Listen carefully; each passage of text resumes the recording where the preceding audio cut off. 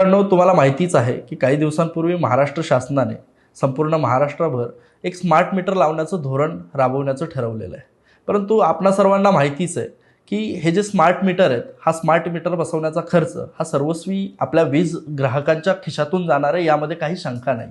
राज्य शासन तुम्हाला सांगत असेल की यामध्ये केंद्र सरकारकडून एक वेगळी सबसिडी आपल्याला देण्यात आलेली आहे, पण असं काही नसून आपल्याला टप्प्याटप्प्याने का होईना परंतु आपल्या खिशातूनच हा खर्च, म्हणजे सामान्य वीज ग्राहकाच्या खिशातून हा खर्च आपल्याला सरकारला द्यायचा आणि पर्यायाने काही उद्योगपतींच्या घशात तो जाणार आहे।